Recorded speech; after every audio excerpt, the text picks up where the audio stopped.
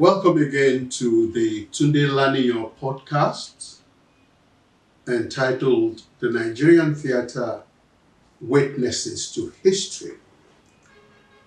And today we are coming with a brand new episode with one of the witnesses to the growth of the Nigerian theatre. You could have heard his name mentioned by one or two of the previous participants on this program who had mentioned him as one of the pioneers of the drama unit of the NTA Ibadan. It's my honor and privilege to bring Felix Omuni to you as the next witness for the Nigerian theatre Witnesses to History.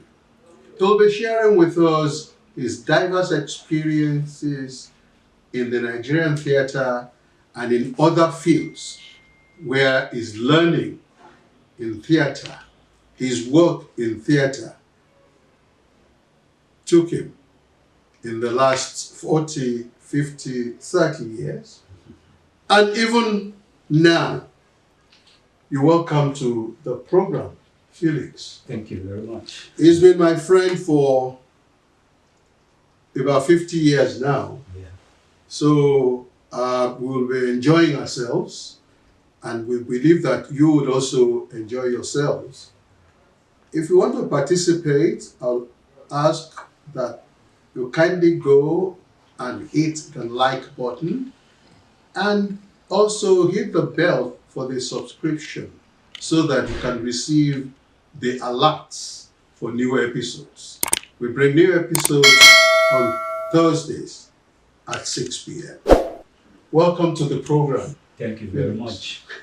Now, people want to know what moved you into theatre. Where were you coming from? Talk to them. Well, it's like two things were planted in me.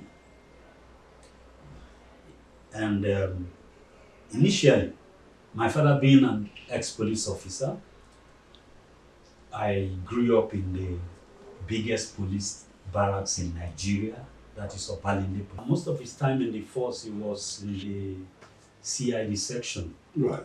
So it's like I like anything detective and all that. So my plan was to go study criminal justice. Mm-hmm. And in fact, I got admitted into Edinburgh State University. Right. And as at that time, you don't need to go to the embassy to get your visa. Yeah. The school will send you the visa. All you need to just go to the airport. And something fascinates me now. I remember when I was, because I paid some deposits, and I exchanged the money then. It was 65 naira to a dollar. And when I told my son later, it was like, So when that failed, another option, because I went into acting way back late 71. And as that failed, I now started, acting with others here in Ibadan. And then, You moved from Lagos to Ibadan. of course, my father too was transferred to Ibadan. To so I Ibadan. know, Okay. So naturally you moved with them. Yes. So now, one Mr. Lekon Ladele, Yes. my former boss then, Yes. he was with Radio Nigeria, so we're into this armchair theatre thing, the radio drama. Radio drama. And then I got friendly with his late now, may so rest in peace, Right. Mr. Dedenwala. Jibola Dedenwala. Dedenwala. So they hinted me that something that has never happened before is about to happen. I said, like what? That NTA Ibadan, it was then NTV, was Yes. to establish a new section under the programs division, and it was to be drama and theatre section. I said, so why is it? They said, this will be the first time in the history of any television station in the world where actors are now being employed as staff. Wow. You can guess what happened. I jumped into it. That's right. That's right. It became an opportunity. And when we were being interviewed, it wasn't a joke.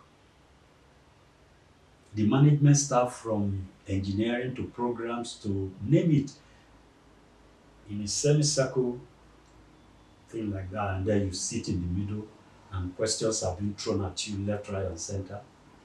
Before you finish one, another one has come. And so it was those that were employed there were, look, you must be good to do this. And then luckily we were employed and we started exactly July 1st, 1977. Right. Okay. And so a lot happened there. That's how I joined NTA. And that's where I worked and retired from. I'm on my own now. Right. But still in the field. Right. Did you have any indication while you were in school that drama could have been an option for you? Yes, because I was, even in my secondary school, I was in the drama society, and I schooled in Delta. My father said I have to go home so I to know my culture and all that. So I had to go back to Delta to school. And I was in the drama society. Which school was that? It was then St. Michael's College, but now it's been renamed Adagbo College in Ogwashuku, Delta State. And the Okonjo Iweala brothers will be present as I speak. Okay. So I started drama right from secondary school, and we were so good that there was then divisional competitions. Yes. And my school was doing fine. And I still even have pictures of where I even played, because it's a all-male school. Right. But then I had to play. Boys would take the role of women. Fascinating when I play ladies' role sometimes. So the drama thing was there too. So when the criminal investigation thing failed, I opted for the other. You switched. I just switched. Which people did you go into partnership with in Lagos in 71, 72, when you were still an amateur? Well, do you remember any of them? Most of them, as at that time, were in Delta State. Okay, you were still in Delta State. Okay. So when I finished there, my father had transferred to Ibadan. So I moved. Oh, you moved from Delta to Ibadan, not back to Lagos. Not back to Lagos. Okay. And the theatre scene at the NTV, WNTV, WNBS things were still very, very vibrant. Of course. We created a lot of firsts there. Full-length drama, short drama, Yoruba, English, and and then we were creating series. Coco Close, Theatre on the Screen, Playhouse. Coco Close? Yes. That was very popular. Oh, yes. Can you tell us about that and your own role in that? Well, Coco Close, incidentally, was created in my office with two others, stuff like that. And my immediate boss then was Sonny Ndeku, Dr. Sonny Ndeku. And we were not just actors there, we were trained. NTU trained us to be producers, to be other things. Right. So we created this Coco Close, and it became the talk of town. Of course, I produced and directed Coco Close at the time. I acted in it too as Joe Brown, the youth copper, the Oluwalambe Lodge. Right. It's a pity one of the lead characters there, Nulubaka, is late now. But then, Coco Close was a program that everybody An hour to that time, everybody's rushing home to go and say, I want to And come minister. that had what you would call an all-star cast. Oh, yes. Olumide Bakare, Akelui, Akinwumi was there, and then we have Yemi Ogunyemi. Yemi Ogunyemi, who is now the Kabiyesi at Oluyole. Yes. You know, it was a big thing. It was a big thing. Right. Unfortunate thing is that drama unit was started there, it's escalated and went on to be started in very many NTA stations. Yes. But now you don't have that. It's when I told somebody that I've retired from NTA, he said, "But why?" I said, "Because I was jobless." He couldn't understand. I said, "Jobless?" I said, "Yes." We were just there resuming, no more, nothing to produce. And I said, "Look, what's this? This is slow way of dying." So they said I should have been there. So long as my salary was, of course I said my salary was being paid, but I wasn't there because of the salary. Yeah. I was there because I was enjoying the job. The passion, the Passion was there, the interest interest in acting, in writing and all that. in doing new things. I mean, it got to a point, the management had to say, look, they sent me to the university on scholarship. University of Ife, then, which is now Obafemi Awolowo University. When I mean scholarship, my salary was being paid every month. Everything in the school was paid for, including the transport fare. When we were on holidays, coming home and going back, NTA paid it. They sent me to the NTA College Jos, and it was the first of its type. Just like the theatre section was the first of its type in NTA, but which is also the first television station. Yes. Not only in Africa, but part of European television there. Yeah. So you see, we were there working. It's not because of the money, but we're enjoying what we're doing. Yeah. Look at your experience both at Ife and at the NTV College in Jos. Well, Yes. it also became NTA College just later, and it's now a university. It's not a university, yes. You'll talk to us about that, but I want to remind those who are watching us that you are looking at Felix Omuni, one of those who pioneered the drama and theatre unit at the NTV Ibadan, the first television station in Africa and a lot of Europe, because it started in 1959, and he and others were employed to produce drama every week for the entertainment of the people. Like he said, unfortunately, that dream died, and for a long time they were still going to work, but they were no longer producing anything.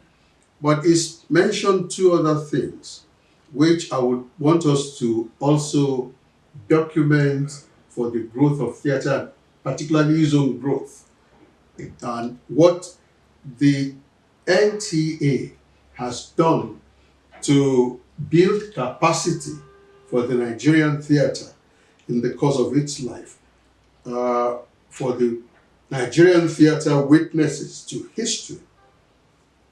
First, he was sent to the Obafemi Awolowo University.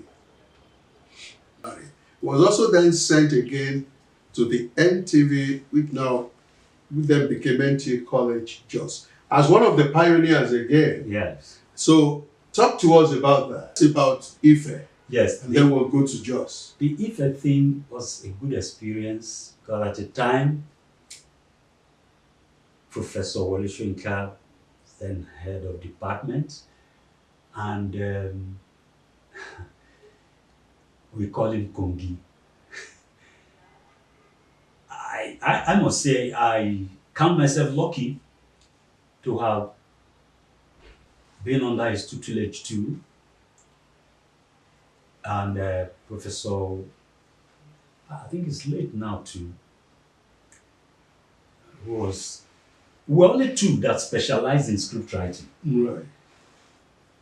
you know, and that was one of the things NTA saw in me. That's you and create, Dele you know, Muraki. yeah, Right. writing Dele scripts. Muraki had mentioned your name. Yes. So So writing of script is something that, you know, this creativity, I like writing and all that, and then creating things that ordinarily you would think it's not possible. But that's where I always like to delve into. The things you think are not possible, I'll create something out of it, you know. And we had actors who were just there for us. So we created and had some friends from Ife that even after, like Shola Fosudo, who's now a professor, Right. I was among those that influenced him because he came from Lagos, then we met at Ife. Right. But our friendship, we were in the same room at Angola Hall and we got so friendly and everything that I had to, one way or the other, influence his coming to stay in Ibadan. Okay. You know? How?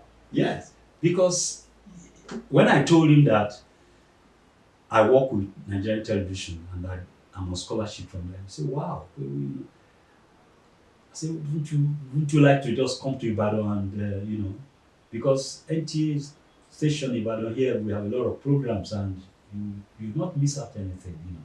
And then, one way or the other, he agreed and came. At the time, he was staying with me. In fact, let me now tell you that he met his wife in my place. Because that time we were staying at Olive Road. Yeah. It will surprise you to parents of the woman that owns the current this food co. The parents they are the landlord of the place we are staying at, Ikedai Road. Right. The one at Olive Road. Right. So at the time we were calling that place NTA quarters because Tunji Fatilewa, myself, Becky Musa, and then Olumide Bakari, Victoria Woduni, we were living there together. Sami Gaskin, yes. We were all living there. Then we all, Dipo Guyemi was staying with us there, you know. So with Sholana joining us, it was like, wow, you know. So, and that's how we started working together and creating different series like that. And it was joy working together. Influenced and inspired one another Yes. into creativity. Even while at NTA, I created a group, Afromopics, Afro Motion Pictures. Right. So all we do is go on stage, travel around, you know. I write scripts and give them, I direct, I say, okay, let's move. Not just for television, because acting is there, right? Yes. And, you know, and so we're just, and my colleagues, Achilles and the rest, you know, Sonny Stevens, name them. Can you mention some of the plays that you wrote or that you took part in? There was one on this apartheid thing, Blood and Fire. Because from time, this idea of the white thinking we lord it over the blacks, I never liked it. So I've always supported this fight against apartheid. So and it was a serious fight at the time. Oh yes. So I wrote this Blood and Fire thing and we were taking it around stages. Wow, it was something else. It was heavily loaded. In fact, it was written with vexatious mind that look, this apartheid thing must stop. So your projection was that apartheid was not acceptable.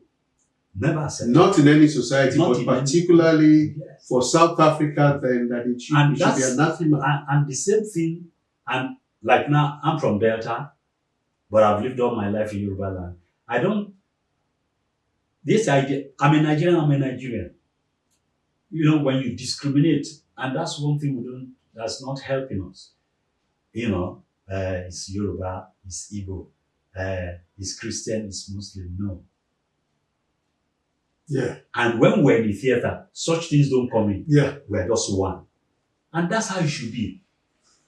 I agree with you. You know, that's how it should be. You see, this diversity, by the time you put it together, it makes you stronger. Yeah. Yeah. And this thing adds into play sometimes. And we had good bosses then that were encouraging us. Like? Ambassador Yemi Farubi. Right. In fact, he created the drama and theater section. That's right. And do you know that some management staff fought him? Over that. But that history cannot be cleaned, and that history is something most of us we cling to and say, if not for that section, we probably wouldn't have been known. So he did a great thing. It's always good to pioneer good things. And which Ambassador Yemi Farubi had also been on this podcast, okay. Witnesses to History. In fact, we've repeated his episode so that people can also, who missed it the first time, would be able to link to what he had said and how he had also been useful in creating history. He's a different person in a way that, as a general manager, he will tell the staff, if you have anything to tell me, even if you see me walking on the street, come to me. You may come to the office and the secretary will say, I'm busy and all that. Honestly, that's how open he was to the staff. One-on-one, he's just there, and that's it. Yeah. So, talking about the living place for you people on Old Ife Road. Yes. And how creative you were because you had all those people around you. Yes. Do you think that it's something to be encouraged, that people who have similar interests should live around one another? I will say yes, because when I look back and then think of what is happening now, I just say, oh, there's nothing like, people with same mind and feelings staying together.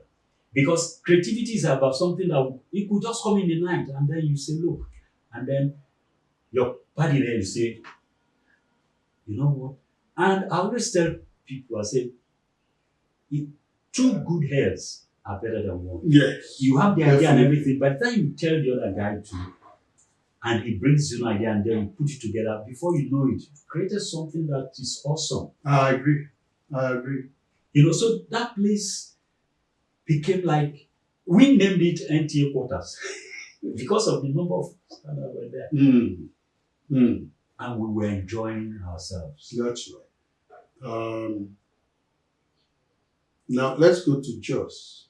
Yeah. What was your experience like of the city of Jos? Because that's a beautiful place. Yes. And of the content NTA College. Yes, again, NTA Ibadan saw this as an opportunity for me. I was the only one sent from the station to go for that course. Right. Marco Serafini, I remember him now, from Germany, was our lecturer. But one funny thing happened. That would be my first time in Jos. Right. When was this? That was in 1982. That's right. And as we landed at the airport, around 8 p.m., a coastal bus was ready. Just came down and somewhere, he just took us. And I was like, the weather was chilly somehow. But I wasn't feeling anything yet, until we got to a building. They said we should stay there. They went in and then called us and they were handing us files. And then one of the things they gave us was boiling ring. Yeah, I said, okay, to boil. And then they gave us a blanket. What flashed in my mind first was, excuse me, I hope we're not going to be sleeping on the floor. No. So we got there, it was a duplex. God. 2 persons to a room. The females were separated anyway. Yeah. Large room, well furnished bed, everything. AC and all. I said, so why? Where the blanket? Anyway, coincidentally, I was a roommate to somebody who had worked in Jos before being transferred out of the state. Okay. So he came for the course. So we were discussing. So he was telling me about Jos, and I said, that's good to know, you know. So as we were about to sleep, I noticed we didn't put on the fan. So I put on the fan. So he said, excuse me, would you like to have the fan on? I said, I can't sleep without fan. He said, okay. So I saw him go under the blanket in the bed, and then the one they gave us, he used that to cover himself. So I was just smiling to myself. What kind of person is this? What's wrong with this guy? Just fun. I didn't know I was the one not knowing what I was. Under 2 minutes, my teeth were not in my lap. I just came down and put up the fan. He busted to laugh. He never slept. He knew that. He knew what will happen. He said, "Oh, that's good. Surely this is your first time in Jos." He told me, "Say, you see that air conditioner? This fan, they're just decoration here." I said, "Thank you." As it was almost daybreak, I was hearing whistling. I said, "Look, let's tell our mates we're adults here. This adult delinquency should not be allowed.